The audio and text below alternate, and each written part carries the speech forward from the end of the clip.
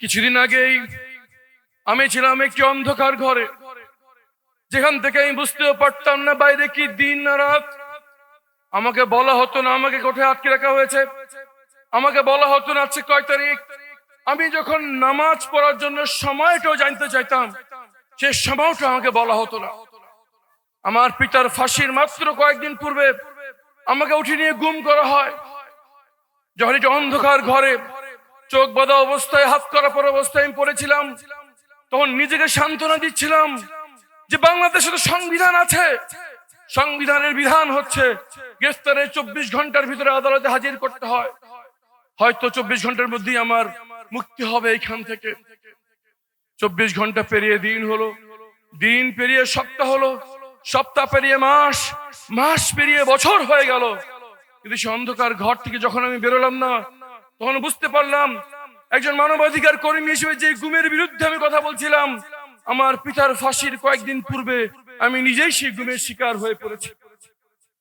আমার পিতার ইচ্ছা ছিল ওনার জানাজা নামাজটা যেন আমি পড়াই। যারা আমাকে বন্দী করে রেখেছিল তাদেরকে আমি আকুতি মিনতি করে বলতাম যে মেনে নিলাম আমাকে এখান থেকে ছাড়বেন না, মেনে নিলাম পরিবারের সাথে যোগাযোগ করতে দিবেন না, কিন্তু সন্তান হিসেবে কি এতটুকু জানার অধিকার আমার নাই? যেই পিতাকে আমি ফাঁসির সামনে রেখে এসেছি, ওনার কি হলো? ওনার জানাজা নামাজটা কে পড়ালো? ওনার দাফনটা কোথায় হলো? আর ফাঁসির আগে পরিবারের সাথে শেষ সাক্ষাতে আমার শ্রদ্ধেয় পিতা আমার জন্য কি ওসিয়ত করে গেলেন, সন্তান হিসেবে এতটুকু জানার অধিকার আমার নাই? উত্তর আসতো উপরের নির্দেশ, কিছুই বলা যাবে না। আমি ধরেই নিয়েছিলাম সে অন্ধকার ঘরেই আমার মৃত্যু হচ্ছে। যখনই রাত হতো তখন চিন্তা করতাম হয়তো আজকে রাতে ওরা আমাকে হত্যা করতে পারে, হয়তো আমাকে তওবা করার সময়টুকু তারা দেবে না। এই জন্য যখনই রাত হতো তখনই তওবা করে তৈরি থাকতাম এবং আল্লাহকে বলতাম আমি তওবা অবস্থায় আছি, যদি আমাকে আজকে রাতে ওরা হত্যা করে এই তওবার বদলে আল্লাহ তুমি আমাকে ক্ষমা করে দিও। যে রাতে তারা আমাকে টেনে হিচ্ছে সেই ঘর থেকে বের করছিল, আমি মনে করেছিলাম যে আমাকে হত্যা করা হচ্ছে। আমি সূরা ইয়াসিন পড়া শুরু করলাম যাতে মৃত্যুটা সহজ হয়, কিন্তু পরে জানতে পারলাম আমাদের দামাল ছেলেরা, আমাদের বাচ্চা ছেলে মেয়েরা জীবন দিয়ে বাংলাদেশের মাটি থেকে ফ্যাসিবাদকে বিতাড়িত করে দিয়েছেন। এই জন্য আমি ফিরে আসছি আপনাদের কাছে।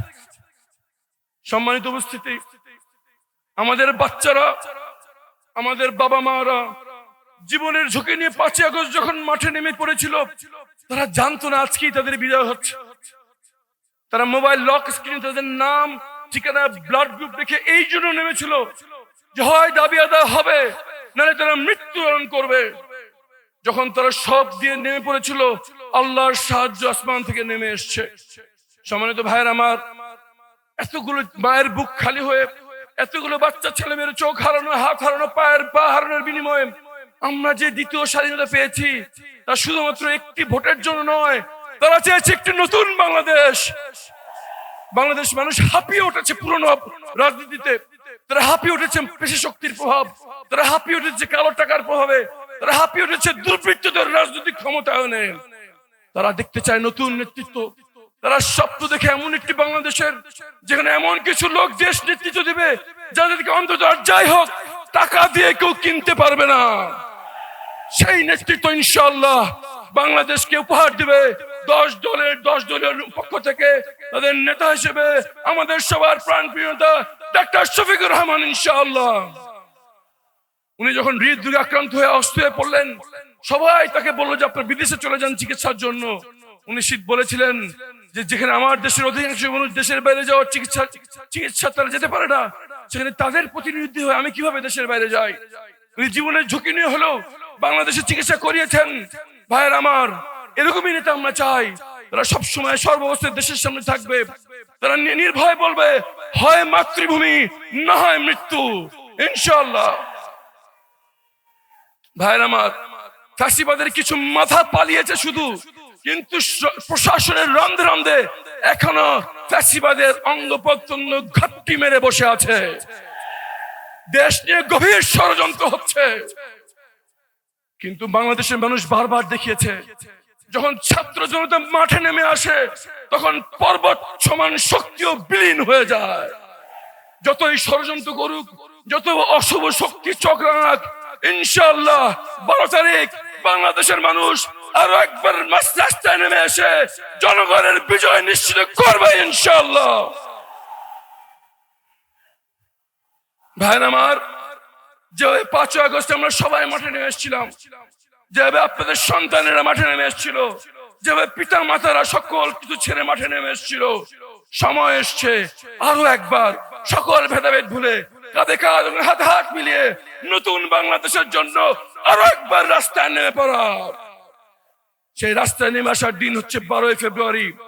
12 ফেব্রুয়ারি সবাই রাস্তায় থাকবো এবং এক কথায় বলবো, হয় মাতৃভূমি না হয় মৃত্যু।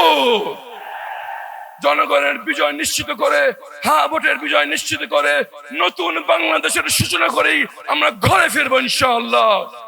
দেখা হবে 12 তারিখ রাজপথে ইনশাআল্লাহ। আসসালামু আলাইকুম ওয়া রাহমাতুল্লাহি ওয়া বারাকাতুহু।